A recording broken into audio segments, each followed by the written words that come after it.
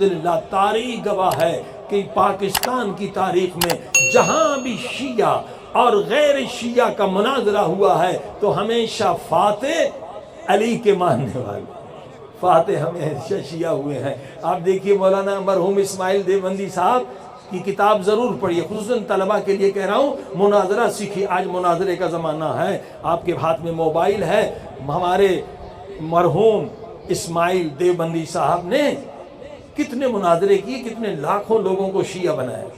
اس کی کتاب ہے فتوحات شیعہ، اگر کوئی طالب علم ہمت کرے اس کتاب کا فارسی میں بھی ترجمہ کر دیں، ایسی کتاب فارسی میں بھی نہیں، عربی میں بھی نہیں۔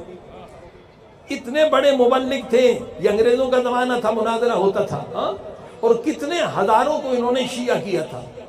ہمارے والد صاحب جو ہے، ہم جو ہمارا اصل گاؤں ہے وہ سندھ میں دادو ہے، سیون شریف کے قریب، تو ہمارے والد صاحب کہتے ہیں کہ ایک مناظرے میں خود شریک تھا، اور جس کے بعد ہزاروں لوگ شیعہ ہوئے تھے۔ وہ مناظرہ کیا تھا دادو کے اندر، ایک چھوٹا سا خیرپور ناتنشا شہر ہے، اس کے قریب ایک شہر چھوٹا سا تھا ماڈا، وہاں ایک رئیس تھا پیسے والا، اور اتنا دشمن اہل بیت تھا کہ جب مولا حسین کا جلوس نکلتا تھا تو وہ راستے میں شراب پیتا تھا شیعوں کو جلانے کے لیے۔ اس کا کزن جو تھا وہ شیعہ تھا، ہٹ کے وہ شیعہ تھا۔ اس نے کہا بھائی تو کیوں توہین کرتا ہے ماتمیوں کا؟ عاشور کے دن خبیث تو شراب پیتا ہے، اگر تیرا مذہب حق ہے تو لے کر آ، مناظرہ کرتے۔ پیسے والے تھے، اس نے مناظرے کے لیے اپنے علماء بلائے، اور ادھر سے اسماعیل صاحب دیوبندی اور ہمارے اسماعیل دیوبندی اور بشیر فاتح ٹیکسلا، یہ دو تھے۔ ادھر سے بڑی ٹیم تھی اہل سنت کی، کچھ وہابی بھی تھے۔ یہ مومن، میں خود جا کے ان سے ملا تھا اس شہر مادہ میں، کہا جس رات مناظرہ دن کو ہونا تھا اس رات میں نے خواب میں مولا علی کی یا کسی معصوم کی زیارت کی کہ گھبراؤ نہیں، فتح حق کی ہوگی، گھبراؤ نہیں۔ میں تھوڑا گھبرا ہوا تھا، میں اکیلا شیعہ تھا اور ان کی تعداد بہت بڑی تھی۔ کب مناظرہ شروع ہو گیا، پہلا مسئلہ تھا کہ قرآن میں تحریف ہے یا نہیں ہے، آپ کی کتابوں میں یہ مسجد میں مناظرہ جو مسجد جامع میں تھا، مجھے جو مولا نے اشارہ کیا تھا، جو معصوم نے مجھے اشارہ کیا تھا، وہ تھا میدان میں۔ اب میں یہاں شک میں تھا کہ مولا نے تو کہا تھا میدان میں، اب مناظرہ تو مسجد جامع میں ہو رہا ہے، لیکن مجمع اتنا زیادہ ہو گیا کہ خود اہل سنت نے کہا کہ اب مناظرہ میدان میں کرتے۔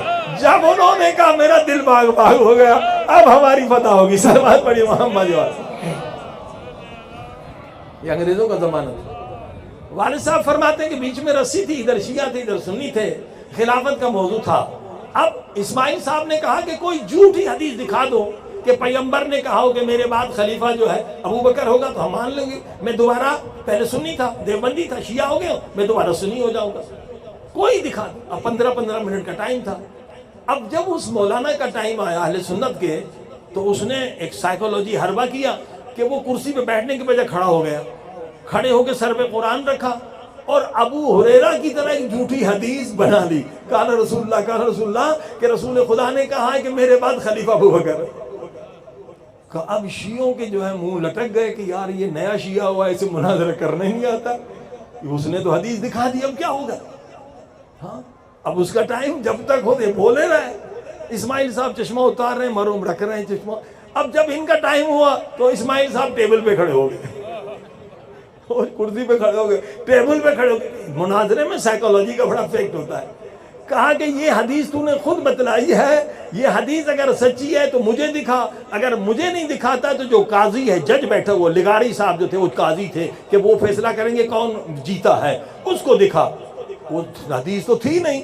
اس نے کہا ہم نہیں کہا کہ شیعہ قرآن کو نہیں مانتے، میں نے قرآن سر پہ رکھ کے بات کی ہے، مجھے دکھانے کی کیا ضرورت ہے؟ میں نے قرآن سر پہ رکھ کے کہا کہ حدیث ہے۔ اسماعیل صاحب نے کہا ہے تو دکھاؤ نا، کہ میں دکھاؤں گا نہیں۔ تو ادھر سے قاضی نے کہا بھئی دکھاؤ اگر حدیث ہے، حدیث تو تھی نہیں۔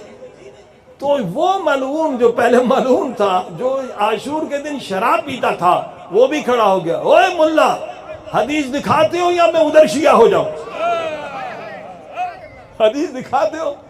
ابے حدیث تو تھی نہیں۔ وہ بھی ادھر ہو گیا، بولے 80 لوگ جو ہیں آن دا اسپاٹ ادھر آ گئے، شیعوں کی طرف آ گئے، اور اس کے بعد کوئی 20 گاؤں جس میں گالی ہی قوم رہتی تھی تقریباً وہ سارے شیعہ ہو گئے، سلوات پڑھی محمد۔